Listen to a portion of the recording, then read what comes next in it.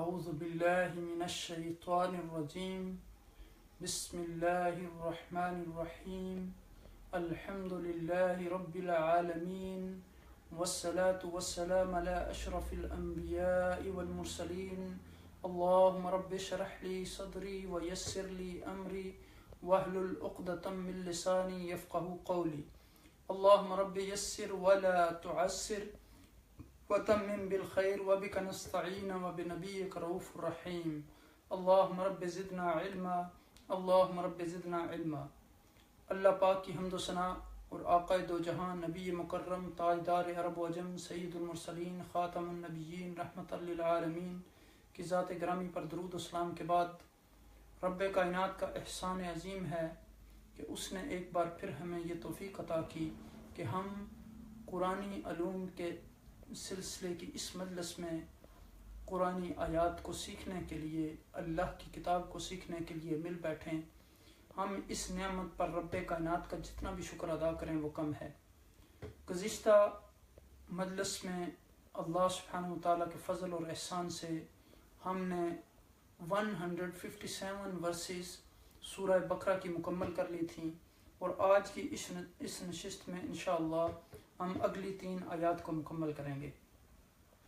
کل کی نشست میں ہم نے گفتگو کی تھی کہ رب کائنات نے ارشاد فرمایا کہ وہ لوگ جو اللہ کے راستے میں مارے جائیں انہیں مردہ نہ کہو، نہ اپنی زبان سے مردہ کہو اور نہ اپنے خیال میں ایسا گمان کرو، بلکہ وہ زندہ ہیں لیکن تم ان کی زندگیوں کا شعور نہیں رکھتے۔ اور پھر فرمایا کہ میں ضرور بر ضرور تمہاری آزمائش کروں گا، تمہیں ابتلا میں ڈالوں گا، تمہارا ایگزام کروں گا، تمہیں امتحان میں ڈالوں گا۔ کس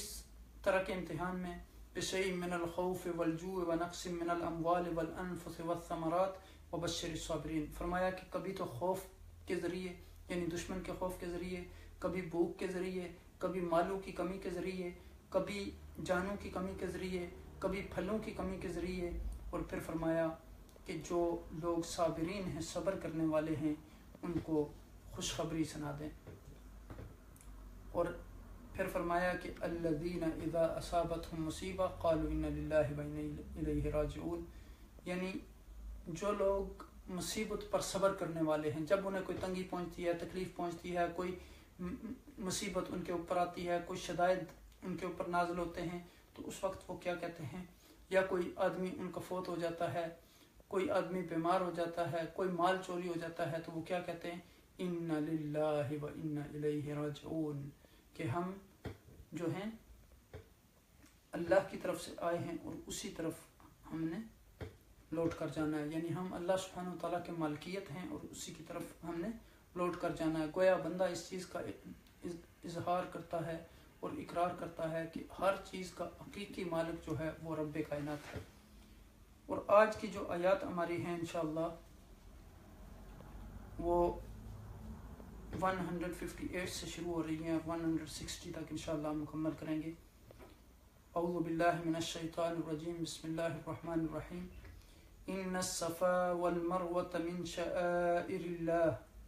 فمن حج البیت او اعتمر فلا جناح علیہ ان یطوف بہما ومن تطوع خیرا فإن اللہ شاکر علیم۔ ان الذين يكتمون ما انزلنا من البينات والهدى من بعد ما بيناه للناس في الكتاب اولئك يلعنهم الله ويلعنهم اللاعنون الا الذين تابوا واصلحوا وبينوا فاولئك اتوب عليهم وانا التواب الرحيم۔ یہاں فرمایا کہ ان الصفا والمروة من شعائر اللہ، بے شک صفا اور مروہ اللہ تعالیٰ کی نشانیوں میں سے ہیں۔ فمن حج البیت او اعتمر، اور اس لیے بیت اللہ کا حج و عمرہ کرنے والے پر ان کا طواف کر لینے میں کوئی بھی گناہ نہیں۔ فلا جناح علیہما ان یطوف بہما، ان پر جو بیت اللہ کا حج یا عمرہ کرنے والے ہیں ان کا طواف کر لینے میں ان پر کوئی بھی گناہ نہیں ہے۔ ومن تطوع خیرا، اپنی خوشی سے بھلائی کرنے والوں کا اللہ سبحانہ وتعالیٰ جو ہے شاکر علیم، قدردان ہے اور انہیں خوب جاننے والا ہے۔ ان الذین یکتمون، جو لوگ ہماری اتاری ہوئی دلیلوں کو اور ما انزلنا من البینات اور ہدایت کو چھپاتے ہیں، والہدا اور ہدایت کو چھپاتے ہیں، یعنی جو ہم نے دلیلیں اتاری اور ہدایت اس کو چھپاتے ہیں، من بعد ما بیناہ للناس فی الکتاب، باوجود اس کے کہ ہم اسے اپنی کتاب میں لوگوں کے لیے بیان کر چکے ہیں، اولئک یلعنہم اللہ ویلعنہم اللاعنون،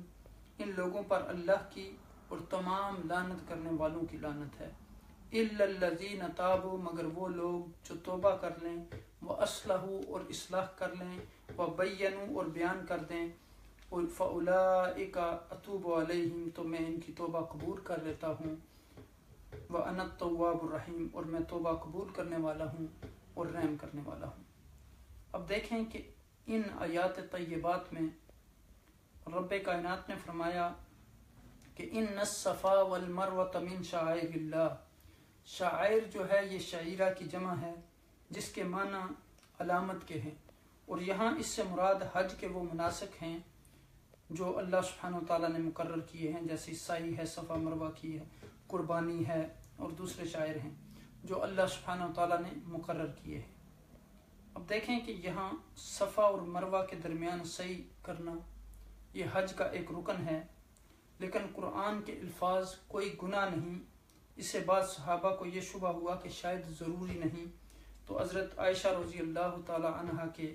علم میں جب یہ بات آئی تو انہوں نے فرمایا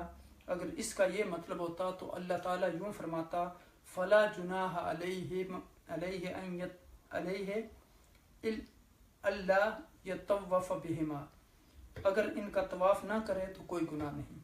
پھر اس کی شان نزول بیان فرمائی کہ انصار قبول اسلام سے قبل منات طاغیہ یعنی بت کے نام تلبیہ پکارتے تھے، جس کی وہ مشلل پہاڑی پر عبادت کرتے تھے، اور پھر مکہ پہنچ کر ایسے لوگ صفا و مروہ کے درمیان سعی کو گناہ سمجھتے تھے۔ مسلمان ہونے کے بعد انہوں نے رسول اللہ صلی اللہ علیہ وسلم سے پوچھا تو یہ آیت نازل ہوئی جس میں کہا گیا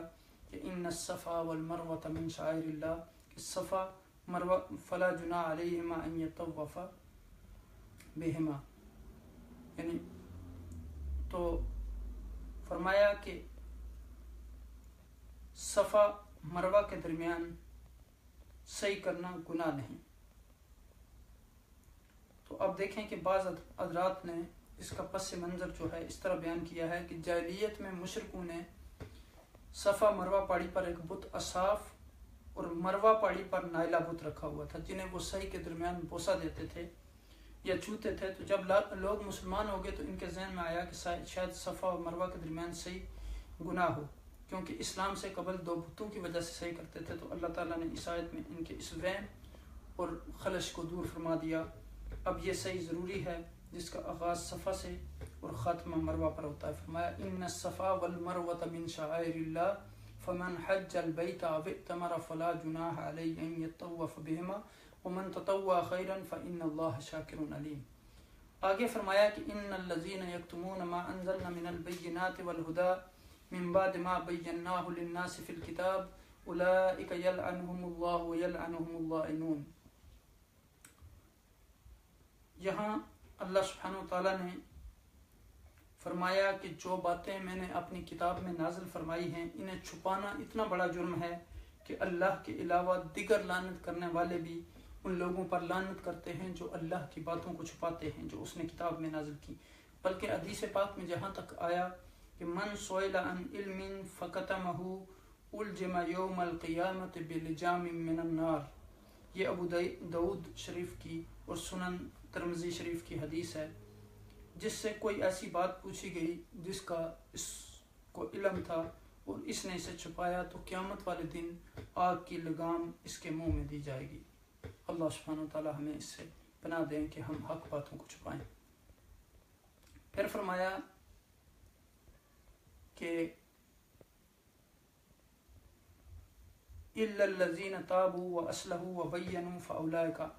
اتوب علیہم وانا التواب الرحیم، لیکن اس کے باوجود بھی اگر ایک آدمی اصلاح کر لے، توبہ کر لے، تو اللہ سبحانہ وتعالیٰ اس کی توبہ قبول کر لیتے ہیں۔ یعنی توبہ کر لے، اپنی اصلاح کر لے، اس کو بیان کر دے، یعنی اس چیز کو چھوڑ دے، ترک کر دے اس سے توبہ کر لے اور پھر جن چیزوں کو چھپایا تھا ان کو بیان کر دے تو میں ان کی توبہ جو ہے وہ قبول کرتا ہوں۔ اب یہاں دیکھیں کہ اس سبق میں جو ہے بعض بنیادی اصولوں کی تصحیح مطلوب ہے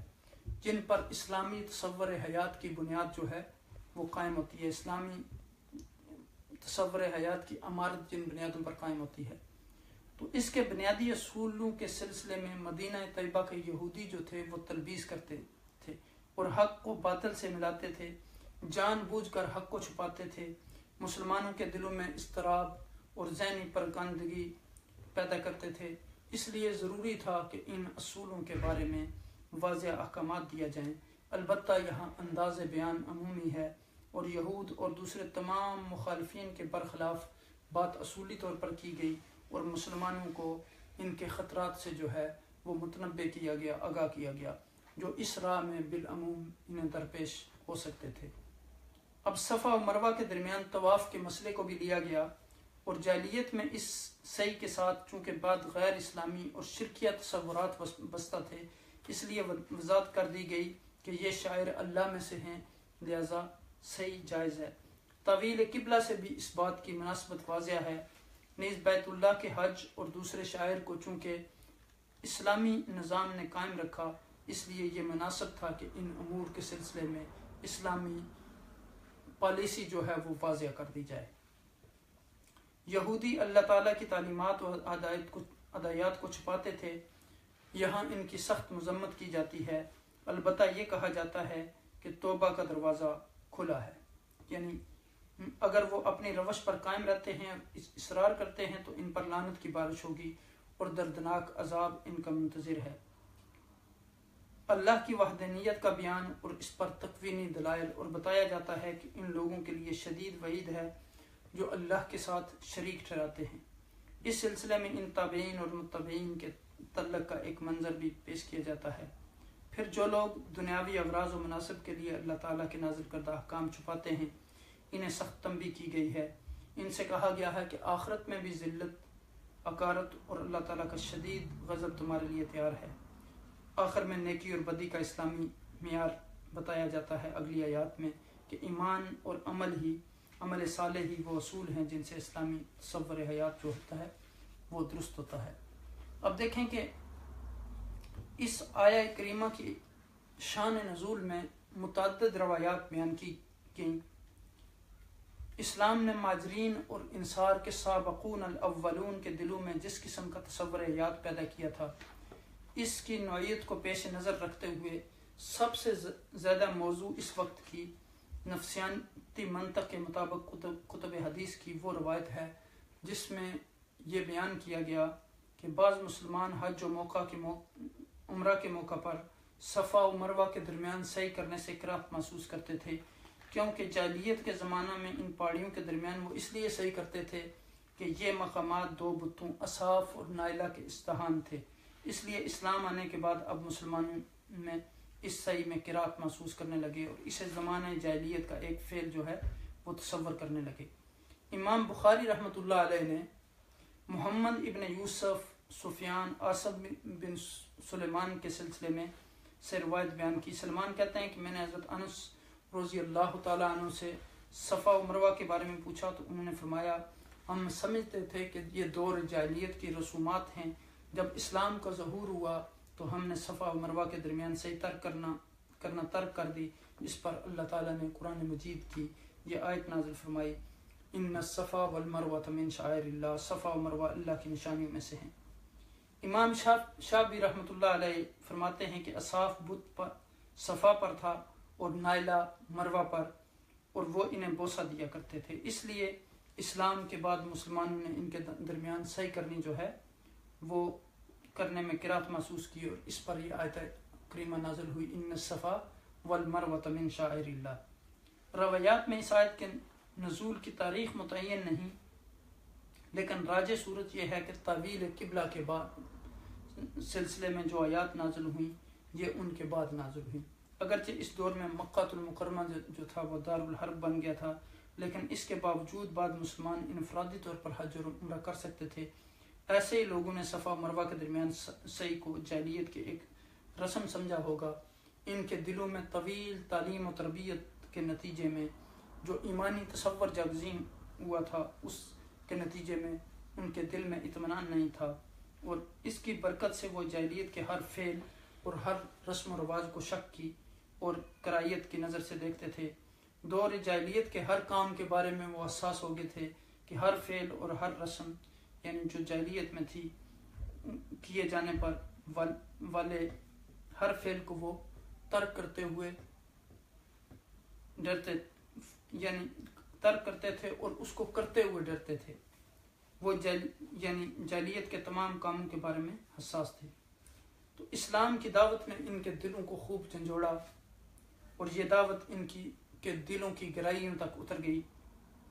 اور اس دعوت نے ان کے دلوں میں ایک عظیم نفسیاتی اور شعوری انقلاب جو ہے وہ برپا کر دیا۔ وہ سمجھتے تھے کہ دور جاہلیت ان کی زندگی کا ایک باب تھا جسے وہ ہمیشہ ہمیشہ کے لیے بند کر چکے ہیں، اور اب ماضی کے ساتھ ان کا کوئی تعلق نہیں ہے۔ اس برگزیدہ قوم کی زندگی کے آخری دور کو ذرا غور سے پڑھا جائے تو پھر اس بات کا احساس ہوتا ہے کہ ان پاک نفوس پر ان اسلامی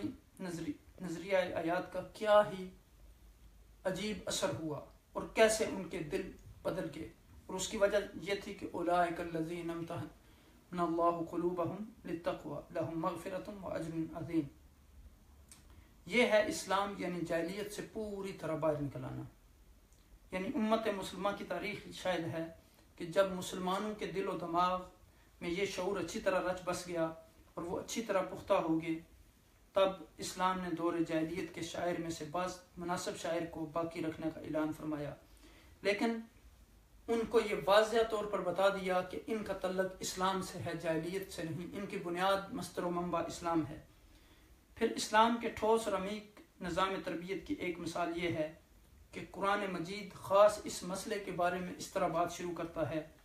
کہ صفا و مروہ جو ہیں وہ اللہ کے شعائر میں سے ہیں۔ ان الصفا والمروہ من شعائر اللہ، یقیناً صفا و مروہ جو ہیں اللہ کی نشانیوں میں سے ہیں۔ گویا بتایا جاتا ہے کہ ان کے درمیان جو شخص بھی صحیح کرے گا وہ اللہ کے شاعر میں سے ایک فریضہ ادا کرے گا۔ وہ ان کے درمیان جو صحیح کرے گا اس کی غرض اطاعت حکم خداوندی ہے، یعنی اللہ کی اطاعت ہے، اور اس صحیح اور دور جاہلیت کی صحیح کے درمیان اب کوئی تعلق باقی نہیں رہا۔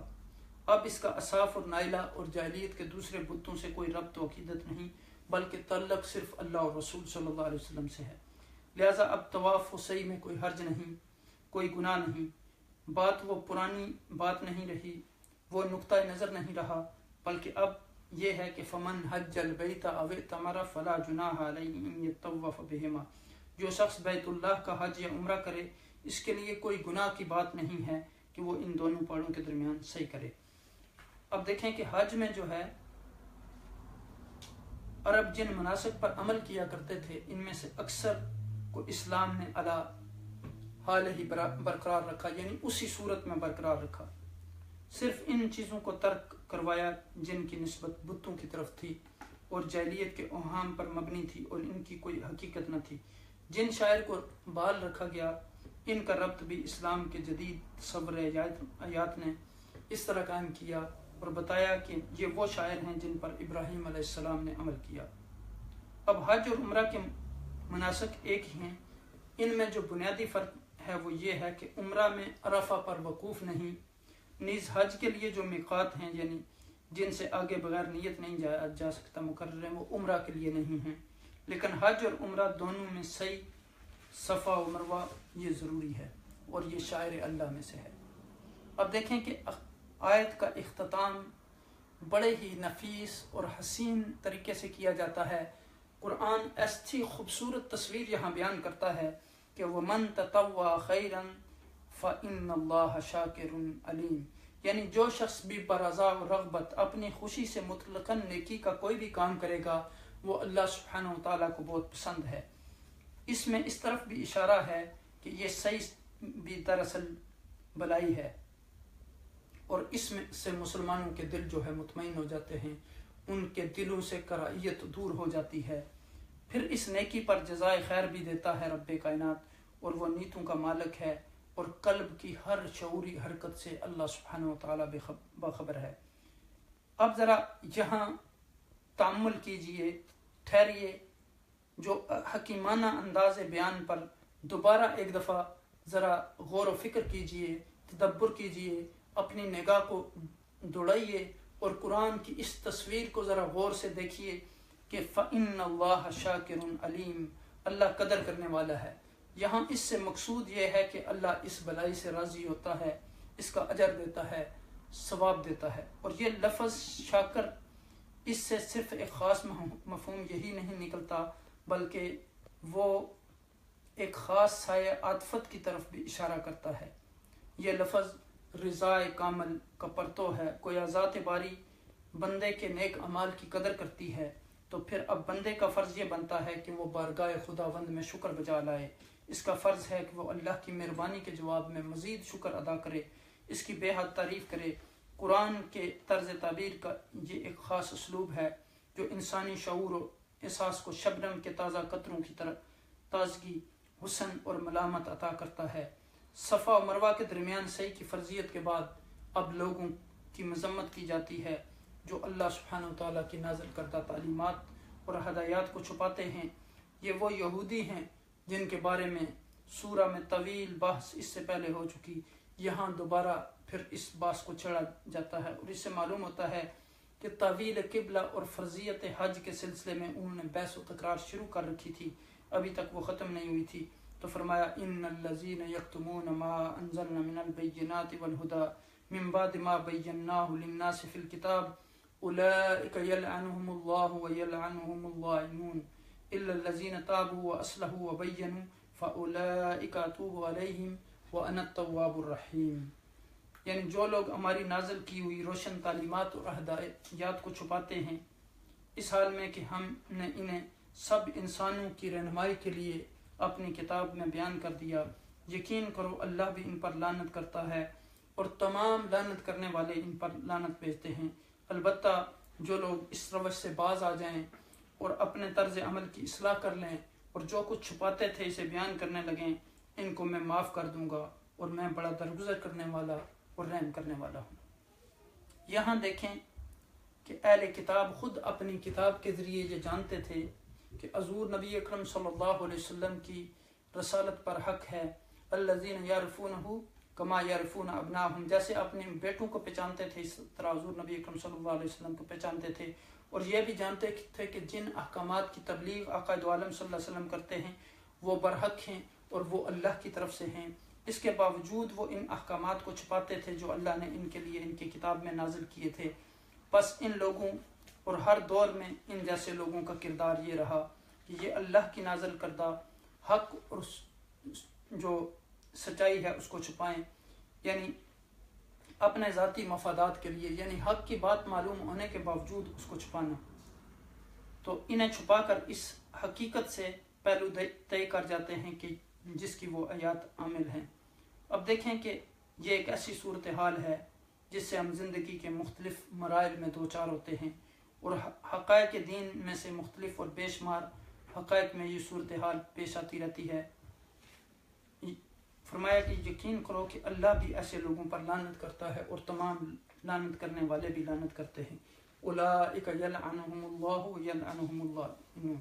یعنی گویا وہ لعنت کے مقام پر کھڑے ہوں گے اور ان پر ہر طرف سے لعنت کی بارش ہو رہی ہوگی، اور اللہ کے بعد ہر لعنت کرنے والا ان پر لعنت برسا رہا ہوگا۔ یہ دیکھیں کتنی پیاری تصویر قرآن کھینچ رہا ہے۔ یعنی لعنت کا مفہوم ہے کہر و غضب سے دھتکارنا۔ اللہ کی لعنت یہ ہوگی کہ انہیں اپنی رحمت سے نکال دے گا، وہ ہر طرف سے لعنت کرنے والے ان کا پیچھا کر رہے ہوں گے، یوں درگاہ الہی سے بھی وہ راندے جائیں گے اور مسلمانوں کی طرف سے بھی دھتکارے جائیں گے۔ الا الذین تابوا واصلحوا وبینوا فاولئک اتوب علیہم وانا التواب الرحیم۔ البتہ جو اس روش سے باز آ جائیں گے اور اپنے طرز عمل کو درست کر لیں گے اور جو کچھ چھپاتے تھے اسے بیان کرنے لگیں گے، ان کو میں معاف کروں گا اور میں بڑا درگزر کرنے والا اور رحم کرنے والا ہوں۔ اب دیکھیں کہ اس تنبیہ و تحدید کے باوجود قرآن کریم توبہ کا دروازہ کھلا رکھتا ہے۔ اس سے وہ روشنی پاتے ہیں اور رشتہ عمل ٹوٹنے نہیں پاتا، اس طرح دل نور کے چشمے کی طرف کھنچتے چلے آتے ہیں اور اللہ کی رحمت سے مایوس نہیں ہوتے۔ اللہ کے عفو اور درگزر کی امید باقی رہتی ہے، اس لیے جو چاہے جس وقت بھی چاہے صدق نیت سے اس دارالامان میں داخل ہو جائے۔ تو سچی توبہ کیا ہوگی؟ عمل میں تبدیلی اور اصلاح، صاف صاف بات کرنا، حق کا اعتراف کرنا، حق کے تقاضے پورے کرنا، اور جو لوگ توبہ کر لیں وہ یقیناً اللہ کی رحمت سے بہرامند ہوں گے، ان کی توبہ جو ہے وہ قبول ہوگی۔ اللہ تعالیٰ فرماتے ہیں وَأَنَا التَّوَّابُ الرَّحِيمُ، اور میں بڑا درگزر کرنے والا اور رحم کرنے والا ہوں۔ یقیناً ایسا ہوگا کیونکہ بات کرنے والوں میں اللہ سبحانہ و تعالیٰ سب سے زیادہ صادق القول ہیں۔ یہاں آپ دیکھیں کہ ان آیات طیبات میں فرمایا گیا کہ الصفا اور مروہ، بیسیکلی صفا و مروہ یہ مسجد حرام کے پاس دو پہاڑیاں ہیں۔ صفا جو ہے وہ دائیں طرف ہے اور مروہ بائیں طرف ہے، ان دونوں کے درمیان تقریباً 7 فرلانگ کا فاصلہ ہے۔ صفا کے لغوی معنی صاف پتھر یا خالص چٹان کے ہیں، اور مروہ کے معنی بھی سفید نرم پتھر کے ہیں۔ حضرت ابراہیم علیہ السلام اور حضرت اسماعیل علیہ السلام کو وادی فاران میں، حضرت ابراہیم علیہ السلام جب حضرت ہاجرہ اور حضرت اسماعیل علیہ السلام کو چھوڑ گئے، وہ ابھی دودھ پیتے بچے ہی تھے، جب ماں بیٹے کے پاس کھانے پینے کا سامان ختم ہو گیا اور بچہ پیاس کے مارے تڑپنے لگا، تو ماں نے انتہائی بے چینی سے اور بے قراری کی حالت میں ان دو پہاڑیوں پر ادھر سے ادھر دوڑتی تاکہ کہیں پانی کا چشمہ دکھائی دے تو پانی لایا جائے۔ تو وہ دوڑتی رہیں اور بچے کی آواز کو بھی سنتی رہیں۔ آخر بچے کی جو آواز ہے وہ بند ہو گئی اور انہیں محسوس ہوا کہ شاید بچے کو کچھ ہو گیا ہے۔ جب نیچے اتری تو دیکھا کہ پانی بہہ رہا تھا، تو اس وقت انہوں نے پانی کو روکا اور کہا زمزم۔ زمزم کا مطلب ہوتا ہے کہ ٹھہر جا۔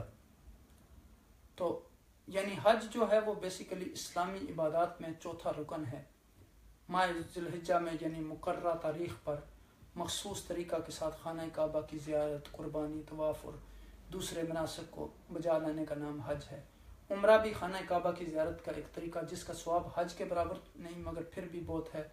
اس کے لیے کوئی مہینہ اور تاریخ مقرر نہیں، اس کے بھی مراسم بھی مختصر ہیں۔ تو یطوفا، طواف کرے، یہ لفظ طاوفا، طوف سے بنا ہے، جس کے معنی گھومنے اور کسی چیز کے گرد چکر کاٹنے کے ہیں۔ تو طواف خانہ کعبہ کے گرد چکر کاٹنے کو کہتے ہیں، جو حج کے مناسک میں شامل ہے، حج کے ارکان میں شامل ہے۔ ان آیات میں حج اور اس کے بعد مراسم کا ذکر ہے۔ اللہ سبحانہ و تعالیٰ کا ارشاد ہے کہ یہ رسمیں نہیں بلکہ اللہ تعالیٰ کے نشانات ہیں، آیات ہیں۔ مقصد یہ ہے کہ انسان میں نیکی کا جذبہ پیدا ہو، وہ گناہوں سے پاک ہو کر اللہ کے حضور سر بسجود ہو جائے۔ اور فقہا کے ہاں حج اور عمرہ اور صحیح کا طریقہ اس میں اختلاف ہے۔ امام احمد بن حنبل کے نزدیک یہ سنت مستحبہ ہے، اور امام مالک رحمۃ اللہ علیہ اور امام شافعی کے نزدیک یہ فرض ہے، اور امام ابو حنیفہ رحمۃ اللہ علیہ نزدیک یہ واجب ہے کہ ترک سے ایک جو ہے وہ بکری ذبح کرنی پڑتی ہے۔ پھر آپ دیکھیں کہ یہاں فرمایا کہ الذین یکتمون، جو لوگ چھپاتے ہیں، یہ کتمان سے نکلا ہے، اس سے مراد کوئی چیز جان بوجھ کر چھپائی جائے، جہاں اس کا اظہار ضروری ہو وہاں ظاہر نہ کی جائے۔ یہاں اشارہ اہل کتاب کی طرف ہے، جو تمام لوگوں کی طرف بھی باقی ہے جو یہ حرکت کرتے ہیں ان کے اہل کتاب کے علاوہ۔ البینات یعنی صاف حکم، مراد ایسی نشانیاں ہیں اور حکم ہیں جو بجائے خود واضح اور روشن ہیں۔ نیز بینات سے مراد یہاں رسالت محمدی صلی اللہ علیہ وسلم کے دلائل بھی ہیں۔ اللعنون یعنی لعنت کرنے والے، لعن سے اس کا مادہ ہے، یعنی لعنت، پھٹکار اور ددکار کو کہتے ہیں، اور شریعت کے اصطلاح میں اس سے کہتے ہیں بعد عن الرحمہ، یعنی رحمت خداوندی سے دوری اور رحمت الہی سے محرومی۔ اب دیکھیں کہ پیچھے ہم نے پڑھا کہ انسان کو اللہ سبحانہ و تعالیٰ نے اس کے اندر اعلیٰ خوبیاں اور بہترین اخلاق پیدا کرنے چاہیے۔ اسے چاہیے کہ اللہ کی عبادت اور ذکر میں مشغول رہے، پھر اسے چاہیے کہ دوسروں کو اس سیدھی راہ کے اختیار کرنے کی تلقین کرے، مصیبتوں اور تکلیفوں پر صبر کرے، اللہ تعالیٰ کی نعمتوں کو صحیح طور سے درست مقام پر استعمال کرے اور ناشکری نہ کرے۔ اس آیت میں بتایا گیا کہ جو لوگ ان حکموں کو چھپائیں گے، دوسروں کو تبلیغ نہیں کریں گے، اصل بات کی بجائے من گڑت باتیں کریں گے، اور نبی آخر الزمان صلی اللہ علیہ وسلم کے بارے میں جو دلائل ہیں ان اور پیشن گوئیاں آسمانی کتابوں میں موجود ہیں ان کو چھپائیں گے، وہ لوگ ملعون ہیں، ان پر اللہ کی لعنت ہے۔ اور اللہ کی دوسری مخلوق بھی، جن میں انسان، حیوانات، فرشتے اور جن وغیرہ سب شامل ہیں، ایسے لوگ اللہ تعالیٰ کی رحمت سے دور ہو جاتے ہیں، اور دوسرے لعنت کرنے والے بھی اس کے حق میں لعنت کی بد دعا کرتے ہیں، کیونکہ جب حق کو چھپانے کا وبال نازل ہوتا ہے تو دوسری مخلوق بھی اس کے بمر میں پھنس جاتی ہے۔ پھر فرمایا کہ إِلَّا الَّذِينَ تَابُوا وَأَصْلَحُوا وَبَيَّنُوا فَأُولَٰئِكَ أَتُوبُ عَلَيْهِمْ وَأَنَا التَّوَّابُ الرَّحِيمُ۔ دیکھیں یہاں تابو، توبہ کے معنی ہے لوٹنا، یعنی کسی کام سے باز آ جانا اور آئندہ کے لیے اسے ترک کرنے کا ارادہ کر لینا۔ آیت مبارکہ میں اللہ تعالیٰ نے گناہوں کی معافی کے لیے 3 شرائط بیان کی ہیں۔ توبہ یعنی گناہ کے احساس و اعتراف کے ساتھ اسے ترک کرنے کا عزم کرنا، اصلاح یعنی گناہ اور خرابی سے پیدا شدہ برائیوں کی درستی، اور پھر جن باتوں کو چھپا کر وہ جرم کے مرتکب ہوئے انہیں بیان کر دینا یعنی ان کی تلافی کرنا۔ اب دیکھیں کہ پہلی آیات میں بیان ہوا کہ یہودی اور عیسائی جو تھے دنیاوی لالچ میں آ کر اللہ سبحانہ وتعالیٰ کے نازل کیے ہوئے احکام کو بدل دیا کرتے تھے، یا کسی مخالفت کے ڈر سے حق بات کہنے سے ڈرتے تھے اور اصل حکم چھپاتے تھے۔ اس طرح ان کے حق چھپانے سے بہت سے لوگ گمراہ ہو جاتے، ایماندار شک و شبہ میں پڑ جاتے، اور حق کی پیروی کرنے والوں کو طرح طرح کی تکلیفیں پیش آتی تھیں۔ اس لیے اللہ سبحانہ وتعالیٰ نے ان لوگوں کو ملعون قرار دیا،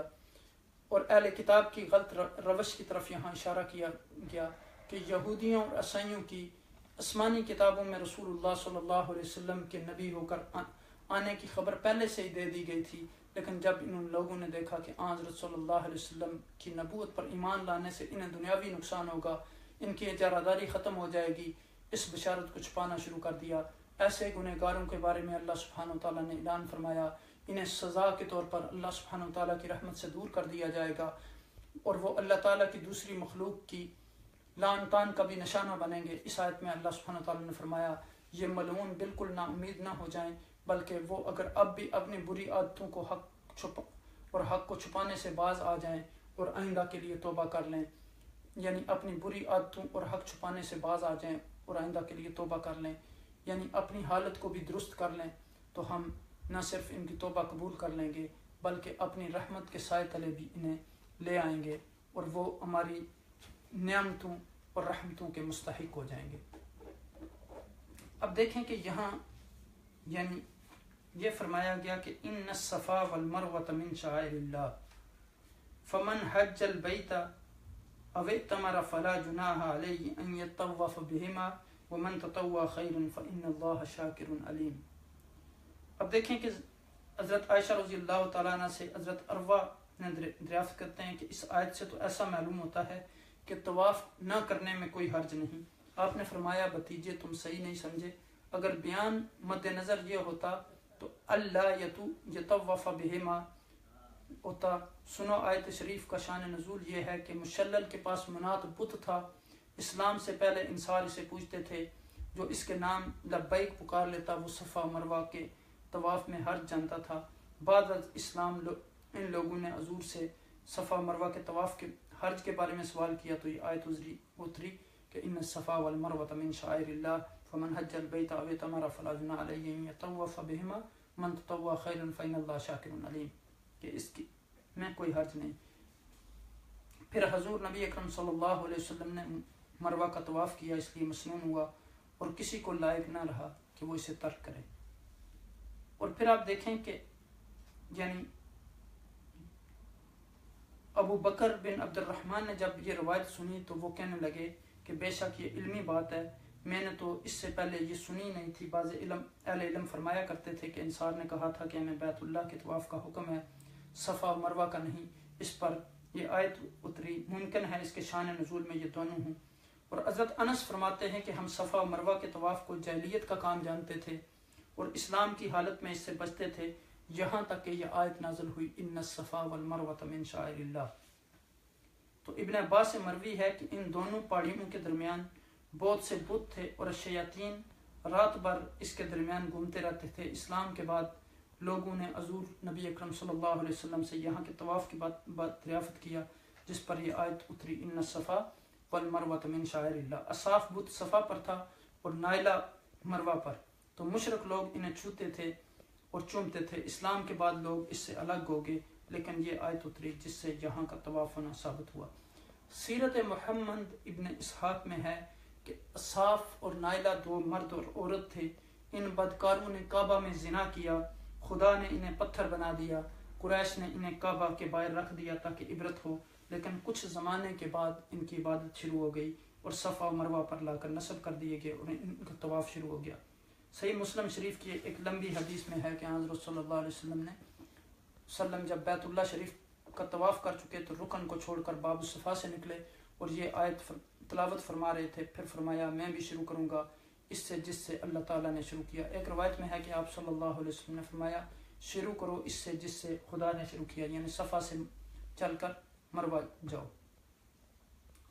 تو حضرت حبیبہ بنت ابی تجارہ رضی اللہ تعالیٰ عنہ فرماتی ہیں کہ میں نے رسول اللہ صلی اللہ علیہ وسلم کو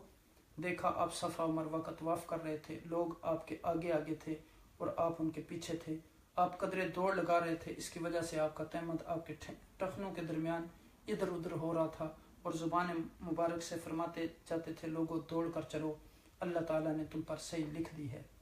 اس کی ہم معنی ایک روایت اور بھی ہے، یہ حدیث دلیل ہے ان لوگوں کی جو صفا مروہ کی صحیح کو حج کا رکن جانتے ہیں، جیسے حضرت امام شافعی رحمۃ اللہ علیہ اور ان کے موافقین کا مذہب ہے۔ امام احمد سے بھی اس طرح کی ایک روایت ہے۔ امام مالک کا مشہور مذہب بھی یہی ہے۔ بعض اسے واجب تو کہتے ہیں لیکن حج کا رکن نہیں کہتے۔ اگر عمدن یا ساون کوئی شخص اسے چھوڑ دے تو ایک جانور ذبح کرنا پڑے گا۔ امام احمد رحمۃ اللہ علیہ سے ایک روایت اسی طرح مروی ہے اور ایک اور جماعت بھی یہی کہتی ہے اور ایک قول میں یہ مستحب ہے۔ امام ابو حنیفہ، ثوری رحمۃ اللہ علیہ، شعبی رحمۃ اللہ علیہ، ابن سیرین رحمۃ اللہ علیہ اور امام ابو حنیفہ رحمہ اللہ جمیعاً، حضرت انس رضی اللہ تعالیٰ عنہ، ابن عمر رضی اللہ تعالیٰ عنہ اور ابن عباس رضی اللہ تعالیٰ عنہ سے بھی یہی مروی ہے۔ امام مالک رحمۃ اللہ علیہ سے عتیبیہ میں بھی روایت ہے، ان کی دلیل ہے فمن تطوع خیرا، لیکن پہلا قول ہی زیادہ راجح ہے کیونکہ حضرت صلی اللہ علیہ وسلم نے خود صفا و مروہ کا طواف کیا اور فرمایا کہ احکام حج مجھ سے لو، پس آپ نے اپنے اس حج میں جو کچھ کیا وہ واجب ہو گیا اور اس کا کرنا ضروری ہے، اور اگر کوئی کسی خاص دلیل سے وجوب سے ہٹ جائے تو اور بات ہے۔ یعنی سارے دلائل کے بعد حضور نبی اکرم صلی اللہ علیہ وسلم کا عمل لیا گیا اور فرمایا گیا کہ اصل جو ہے وہ واجب ہے۔ اور اب دیکھیں کہ یعنی پھر ارشاد ہوتا ہے کہ جو شخص اپنی خوشی سے یعنی نیکی میں زیادتی کرے، یعنی بجائے 7 پھیروں کے 8-9 کرے، یا نفلی حج جو عمرے میں بھی صفا مروہ کا طواف کرے، تو بعضوں نے اسے عام رکھا یعنی ہر نیکی میں زیادتی کرے تو اللہ سبحانہ وتعالیٰ اس کا قدردان ہے اور علم والا ہے، یعنی تھوڑے کام پر بھی بڑا ثواب دیتا ہے اور جزا کی صحیح مقدار کو جانتا ہے، تو نہ تو وہ کسی کے ثواب کو کم کرے نہ کسی پر ذرہ برابر ظلم کرے، ہاں نیکیوں کا ثواب بڑھا کر عطا فرما دیتا ہے۔ اور پھر یہاں دیکھیں کہ صحیح حدیث میں ہے کہ حضور نبی اکرم صلی اللہ علیہ وسلم نے فرمایا جس شخص سے کسی شرعی امر کی نسبت سوال کیا جائے اور وہ اسے چھپا لے، اسے قیامت کے دن آگ کی لگام پہنائی جائے گی۔ حضرت ابو ہریرہ رضی اللہ تعالیٰ عنہ فرماتے ہیں اگر یہ آیت نہ ہوتی تو میں ایک حدیث بھی بیان نہ کرتا۔ حضرت برا بن عازب رضی اللہ تعالیٰ عنہ فرماتے ہیں ہم حضور نبی اکرم صلی اللہ علیہ وسلم کے ساتھ ایک جنازہ میں تھے، آپ نے فرمایا کہ قبر میں کافر کی پیشانی پر اس زور سے ہتھوڑا مارا جاتا ہے کہ تمام جاندار جو چیزیں ہیں اس کا دھماکہ سنتے ہیں سوائے جن و انس کے، پھر وہ سب اس پر لعنت بھیجتے ہیں، یہی معنی ہے ان پر خدا کی اور تمام لعنت کرنے والوں کی لعنت ہے، یعنی جانداروں کی۔ حضرت عطا رحمۃ اللہ علیہ فرماتے ہیں کہ لائنون سے مراد یہ ہے کہ تمام جانور اور جن و انس ہیں۔ حضرت مجاہد رحمۃ اللہ علیہ فرماتے ہیں جب خشک حالیت ہوتی ہے اور بارش نہیں برستی تو چوپائے جانور کہتے ہیں کہ بنی آدم کے گنہگاروں کی شومی سے اللہ تعالیٰ بنی آدم کے گنہگاروں پر لعنت فرما یعنی جن کی وجہ سے بارش نہیں برسی، تو اللہ تعالیٰ بنی آدم کے گنہگاروں پر لعنت نازل کرے۔ بعض مفسرین نے کہا کہ اس سے مراد فرشتے اور مومن ہیں۔ حدیث میں ہے کہ عالم کے لیے ہر چیز استغفار کرتی ہے، یہاں تک کہ سمندر کی مچھلیاں بھی۔ اس آیت میں ہے کہ علم چھپانے والے کو خدا لعنت کرتا ہے، اور فرشتے اور تمام لوگ اور کل لعنت کرنے والے، یعنی ہر زبان اور ہر بے زبان، چاہے زبان سے کہے، قرائن سے، اور قیامت کے دن بھی یہ سب چیزیں ان پر لعنت کریں گی۔ اللہ تعالیٰ بہتر جانتے ہیں۔ پھر ان میں سے ان لوگوں کو خاص کر لیا جو اپنے فعل سے باز آ جائیں اور اپنے اعمال کی پوری طرح اصلاح کر لیں، اور جو چھپایا تھا اسے ظاہر کر دیں۔ ان لوگوں کی توبہ وہ خدائے تواب اور رحیم قبول فرماتا ہے۔ اس سے معلوم ہوا کہ جو کفر و بدعت کی طرف لوگوں کو بلانے والا ہو، وہ بھی جب سچے دل سے توبہ کر لے تو اس کی توبہ قبول ہوتی ہے۔ بعض روایتوں سے پتہ چلتا ہے کہ اگلی امتوں میں ایسے زبردست بدکاروں کی توبہ قبول نہ ہوتی تھی، لیکن نبی الرحمہ حضرت محمد صلی اللہ علیہ وسلم کی امت کے ساتھ یہ مہربانی جو ہے یہ مخصوص ہے۔ اللہ سبحانہ و تعالی عالم بالصواب۔ اب یہاں دیکھیں کہ ان آیات طیبات پر اگر ہم غور کریں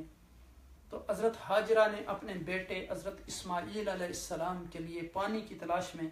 صفا و مروہ پر چکر لگائے۔ اللہ تعالیٰ کو اپنی نیک بندی کی یہ ادا پسند آ گئی،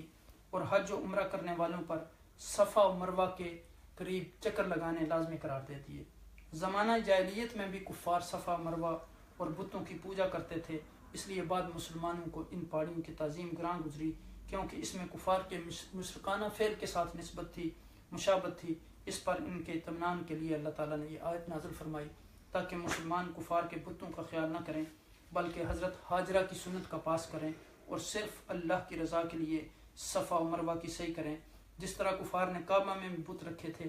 لیکن اس سے کعبہ کی عظمت میں کوئی فرق نہیں آیا، اور اب بھی اس کا طواف جاری ہے۔ صفا و مروہ اللہ سبحانہ تعالیٰ کی نشانیوں میں سے ہیں۔ اس کی حقیقی وجہ تو اللہ سبحانہ تعالیٰ بہتر جانتے ہیں، لیکن بظاہر یہی نظر آتا ہے کہ ان پر حضرت ہاجرہ رضی اللہ تعالیٰ عنہا کے مقدس قدم لگے ہیں، جن کی وجہ سے یہ پہاڑیاں قابل تعظیم بن گئی۔ اب یہاں دیکھیں کہ ان آیات میں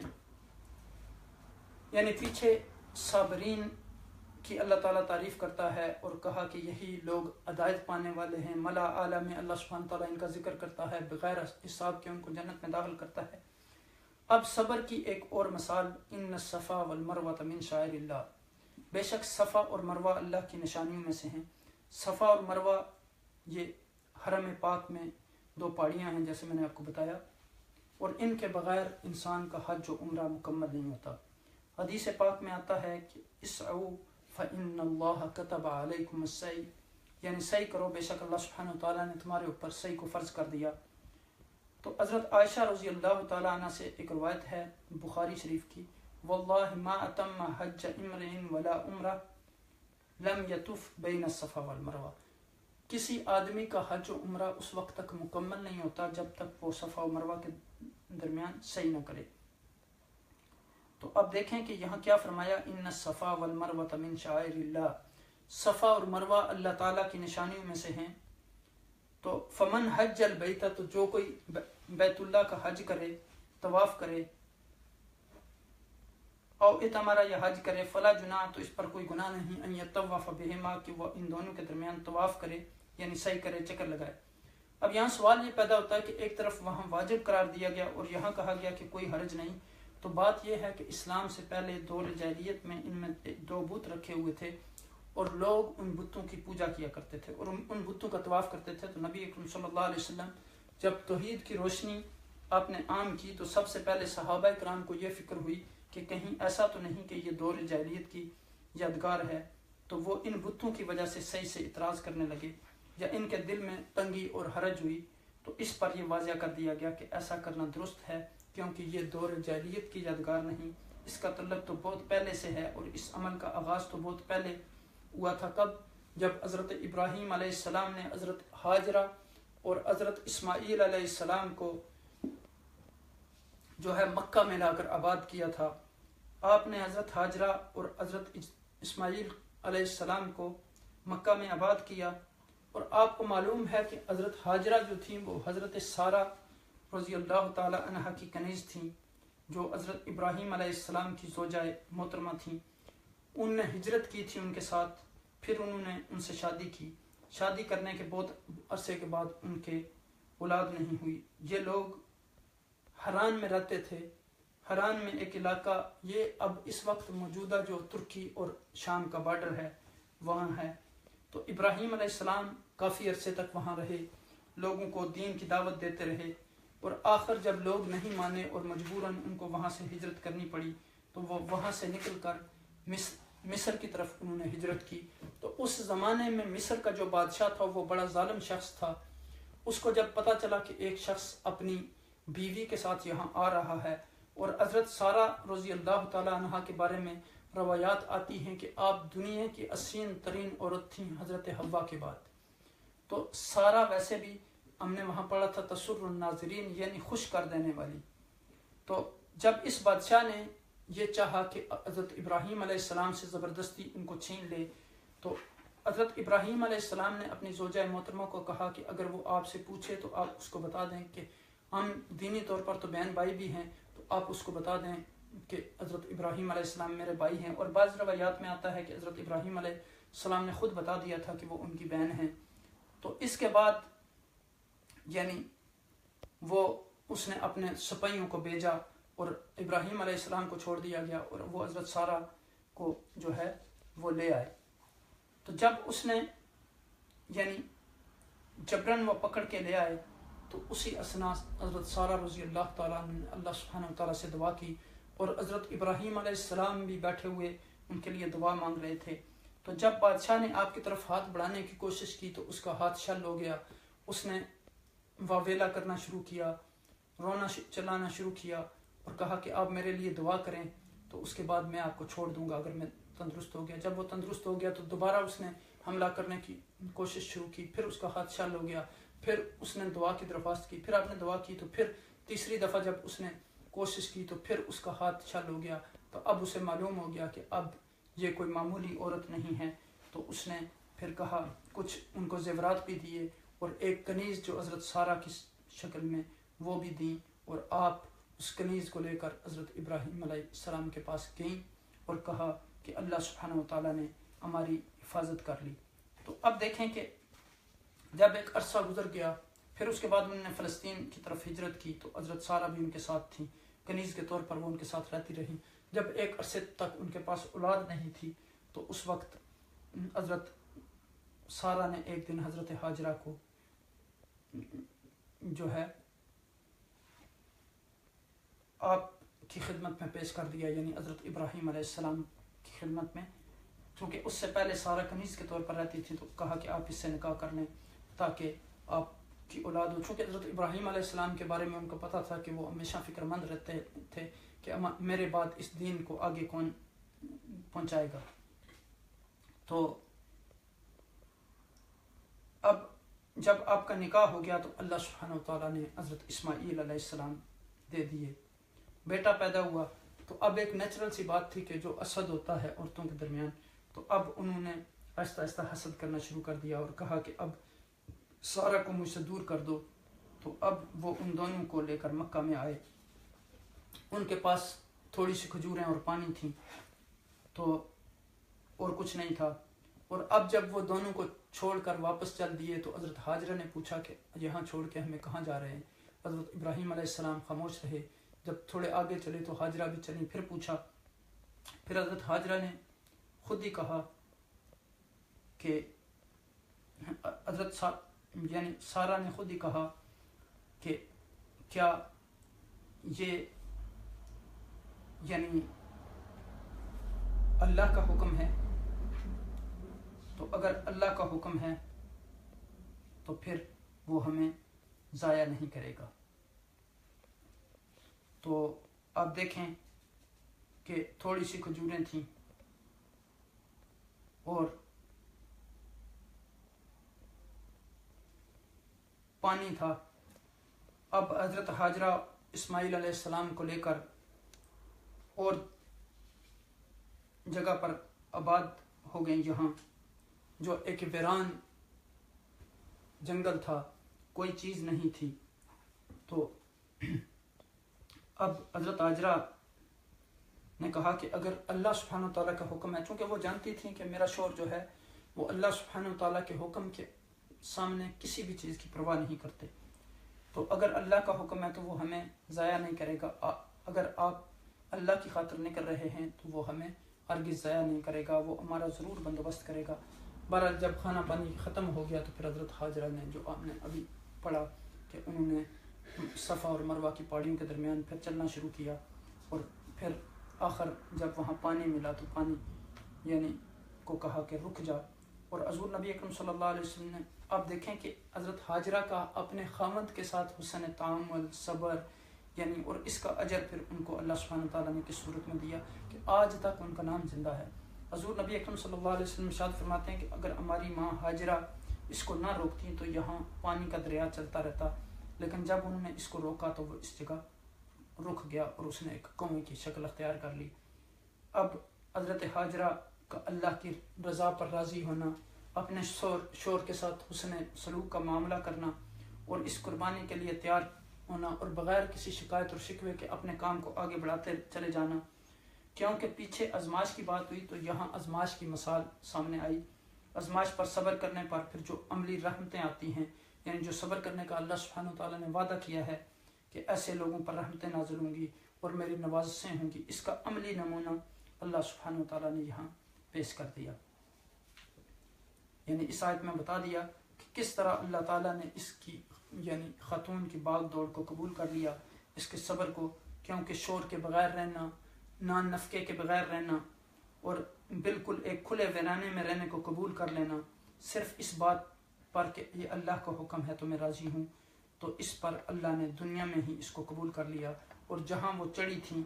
اس کو کیا کہا گیا؟ ان الصفا والمروۃ من شعائر اللہ، صفا اور مروہ اللہ کی نشانیوں میں سے، ان کو اپنی نشانی قرار دیا۔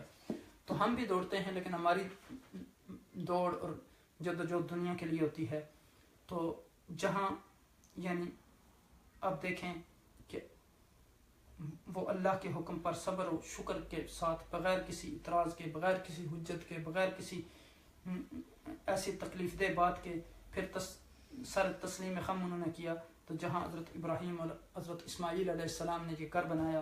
اور وہ خانہ کعبہ اللہ کی نشانی قرار پایا، تو بالکل اس کے ساتھ ہی حضرت حاجرہ کی دوڑ کی وجہ سے دو پہاڑیوں کو اللہ نے اپنی نشانیاں کہا، فرمایا ان الصفا والمروۃ من شعائر اللہ،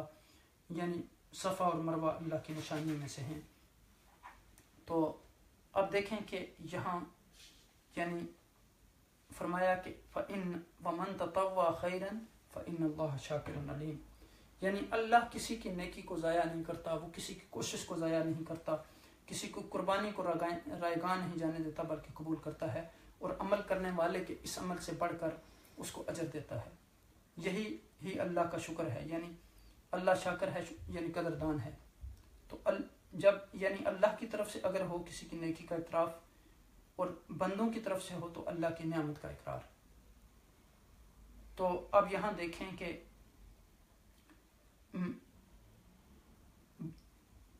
کوئی بھی عمل جو ہے یعنی اللہ تعالیٰ اس کا قدردان ہے، اور اس کی ایک نیکی کا کم از کم 10 گنا تو اجر دیتا ہے، اور بعض اوقات 700 گنا سے بھی زیادہ دیتا ہے، اور بعض اوقات اس نیکی کو لوگوں کے لیے نمونہ بنا دیتا ہے تاکہ آنے والی نسلیں اس کی یاد کرتی رہیں، اور جیسے یہ یہاں حضرت حاجرہ اور حضرت ابراہیم اور حضرت اسماعیل علیہ السلام کے لیے خانہ کعبہ اور صفا مروہ کو اللہ کی نشانیاں قرار دیا۔ اور پھر دیکھیں کہ علیم کا مطلب ہے کہ یہ اللہ سب کچھ جانتا ہے، کیا کسی کے دل میں کیا جذبہ ہے، کیا کس نیت کے ساتھ وہ کر رہا ہے، کیا کوشش کر رہا ہے۔ اور پھر سورہ حج میں بھی آتا ہے کہ من یعظم شعائر اللہ فإنها من تقوی القلوب، کہ جو یعنی اللہ کی نشانیوں کی تعظیم کرتا ہے تو وہ دلوں کے تقوی میں سے ہے، اور دلوں کے حال اللہ سبحانہ تعالیٰ جانتا ہے۔ تو ان جگہوں کی انسان کو حرمت کا خیال رکھنا چاہیے، ان کو آباد کرنا چاہیے، ان کا احترام کرنا چاہیے جو اللہ کی یاد دلاتی ہیں، جیسے قرآن حکیم ہے، اذان ہے، حج ہے، روزے ہیں، زکوٰۃ ہے۔ تو اب دیکھیں کہ بعض لوگ جو ہیں وہ کہتے ہیں کہ اب ہم آزاد ہیں اور فطری آزادی کا دور ہے، فریڈم آف سپیچ ہے، تو جو دل میں آیا، جو زبان میں آیا وہ کہہ دیا. تو اللہ اور اس کے رسول کے بارے میں بھی وہ کبھی مذاق کا یعنی باتیں بنا دیتے ہیں نعوذ باللہ، اور پیغمبروں کی شان میں کارٹون اور اس طرح کی چیزیں، تو یہ جائز نہیں ہیں. اب دیکھیں کہ ایک غیر مسلم اگر کرتا ہے تو اس کے دل میں تو ایمان نہیں ہے، لیکن ایک مسلمان اگر اس طرح کی چیز کرے تو وہ اس سے قابل قبول نہیں ہے اور اس کے لیے سخت عذاب ہے. تو پھر آگے ان لوگوں کے بارے میں بتایا گیا کہ جو لوگ اللہ کی باتوں کو چھپاتے ہیں. یعنی آپ دیکھیں کہ جب اللہ کی تخلیق میں کوئی کجی ہمیں نظر نہیں آتی تو اللہ کے دین میں کیسے کجی ہو سکتی ہے. تو اب دیکھیں کہ یہاں فرمایا گیا کہ ان الذین یکتمون ما انزلنا من البینات، یعنی یہ لوگ جو ہوتے ہیں صرف یہ نہیں ہے کہ مصیبت آنے پر ہی صبر کیا جائے، مشکل وقت میں یعنی اللہ کی عبادت اور بات سے بھاگنا نہیں چاہیے. یعنی مصیبت پر صبر کرنا یہ صبر کی اقسام میں سے ایک قسم ہے. یعنی اللہ کی بات ماننے پر بھی صبر سے کام لینا چاہیے، روزے میں صبر سے کام لینا چاہیے، حج اور زکوٰۃ میں صبر سے کام لینا چاہیے، اپنا مال خرچ کرنے میں صبر سے کام لینا چاہیے. تو پھر فرمایا کہ ان الذین یکتمون ما انزلنا من البینات، بے شک وہ لوگ جو چھپاتے ہیں کس چیز کو؟ لوگوں سے، ما انزلنا جو ہم نے نازل کیا، من البینات واضح چیزوں میں سے، کلیئر چیزوں میں سے، پروفز والہدا اور ہدایت. من بعد ما بیناہ للناس، اس کے بعد کہ ہم نے ان کو لوگوں کے لیے واضح کیا ہے، بیان کیا ہے. فی الکتاب، کتاب میں. تو ایسے لوگوں کی سزا کیا ہے؟ اولئک یلعنہم اللہ، ایسے لوگوں پر اللہ کی لعنت، ویلعنہم اللائنون، اور ان پر لعنت کرنے والوں کی لعنت ہے. تو اس سے کیا پتہ چلتا ہے کہ علم کا چھپانا جو ہے وہ کبائر میں سے ہے، یعنی کبیرہ گناہ ہے. اور یہ یعنی جرم جو ہے انسان کو اللہ کی لعنت کا مستحق بنا دیتا ہے. اور یہاں یہ خاص کر علماء یہود کے بارے میں خاص طور پر بیان کیا جا رہا ہے لوگوں میں سے، لیکن جو بھی یہ روش اختیار کرے ان سب کے لیے یہاں خطاب ہے. تو وہ یعنی لوگوں سے نبی اکرم صلی اللہ علیہ وسلم کی آمد کی نشانیاں اور دوسری اس طرح کی باتیں چھپاتے تھے اپنے ذاتی مفادات کی وجہ سے. تو یعنی وہ انہوں نے نہیں بتائیں. اور اسی طرح کچھ علم نافع والہدا، یعنی فائدہ مند علم جس سے لوگوں کو فائدہ مل سکتا ہے، اسے نہیں دیا، حالانکہ اللہ نے لوگوں کے لیے بھیجا ہے تھا کتاب میں. تو ان لوگوں پر اللہ کی لعنت ہوئی، وہ اللہ کی رحمت سے دور ہو گئے اور ملائکہ اور مخلوق ان پر لعنت بھیجے گی. پھر آپ دیکھیں کہ یہ آیت کوئی کسی خاص گروہ یا طبقے کے بارے میں نہیں ہے، جو بھی اللہ کی آیات کو چھپائے گا ان سب کے لیے یہی ہے. اور پھر قرآن میں اور ساری کتابوں میں جو بھی چیزیں آئی ہیں. تو علم کو چھپانا دو طرح کا ہوتا ہے، ایک زبان حال سے اور ایک زبان قال سے. مثلا آپ کسی چیز کو دیکھتے ہیں برائی کو تو آپ اس پہ نہیں کچھ کہتے، اور کوئی آپ سے پوچھتا ہے تو اس کا آپ جواب نہیں دیتے. تو حضور نبی اکرم صلی اللہ علیہ وسلم کی یعنی حدیث صرف سوائے اس کے کہ کوئی حکمت ہو یا کسی نقصان کا یعنی ڈر ہو تو اس وقت آپ کسی بات کو چھپا سکتے ہیں. جس طرح حضور نبی اکرم صلی اللہ علیہ وسلم نے فرمایا کہ من سئل عن علم فکتمہ الجم اللہ عز وجل بلجام من النار، جس سے کوئی علم کی بات پوچھی جائے اور وہ نہ بتائے تو اسے نے اس کو چھپا دیا، ایسے شخص کو اللہ تعالیٰ آگ کی لگام پہنائیں گے. لگام آپ کو پتہ ہے جیسے گھوڑے کے منہ میں لگام اس کو کنٹرول کرنے کے لیے پہناتے ہیں. تو یعنی یہ استثنائی حالت ہے کہ اگر کوئی جس طرح بچے بعض اوقات آپ سے سوالات ایسے پوچھتے ہیں، اگر اس وقت ان کو جواب دیا جائے تو ان کی عقل میں وہ باتیں سمجھ نہیں آتی. لیکن جان بوجھ کر علم کو چھپانا یا اللہ کی رحمت سے انسان کو محروم کر دینا، یہاں پر ہر خاص طور پر وہ علم جو کتاب کے اندر ہے یعنی قرآن کے اندر، تو جو اس علم یعنی اس کتاب یعنی قرآن مجید کے اندر ہے یا دوسری کتابوں میں تورات، زبور، انجیل جو بھی قرآن کتابیں ہیں ان کو چھپانا. اور اس آیت سے ہمیں یہ بات بھی پتہ چلتی ہے کہ علم جو ہے شریعت کا، قرآن و سنت کا، اس کو نشر کرنا چاہیے، اس کو آگے پہنچانا چاہیے، علم کی روشنی کو دور دور تک پہنچانا چاہیے. یہ علم والوں کی ذمہ داری ہے اس کو عام کرنا. اگر وہ اس کو نہیں پہنچاتے، اس کو چھوڑ کے اور کاموں میں لگ جاتے ہیں تو اللہ کے ہاں ان کی پوچھ ہوگی۔ اور اس طرح صرف دین کا علم نہیں، جو بھی فائدہ کسی یعنی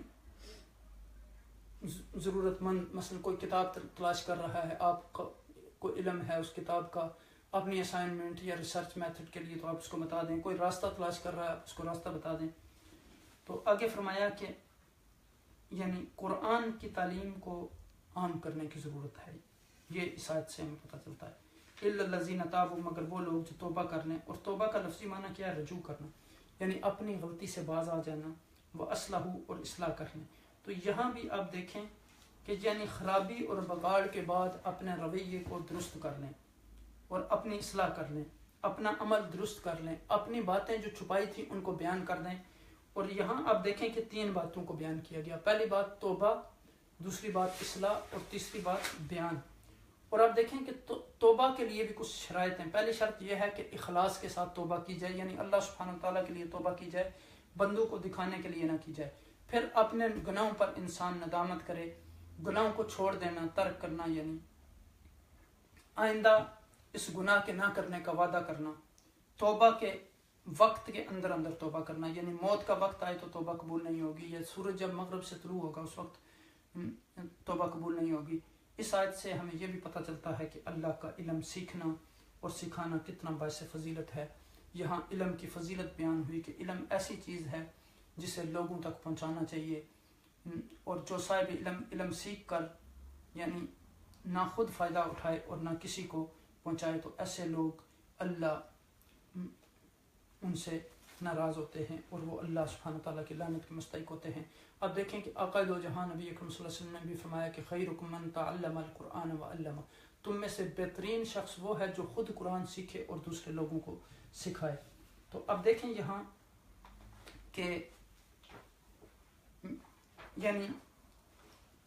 اس کی تفصیل آپ کسی کتاب سے ضرور پڑھیں، جو حضرت ابراہیم علیہ السلام کی دعوت کے مراحل تھے اور ان کی ہجرت تھی، یعنی کسی سیرت کی کتاب میں یا قصص الانبیاء میں آپ اس کو تفصیل سے پڑھیں،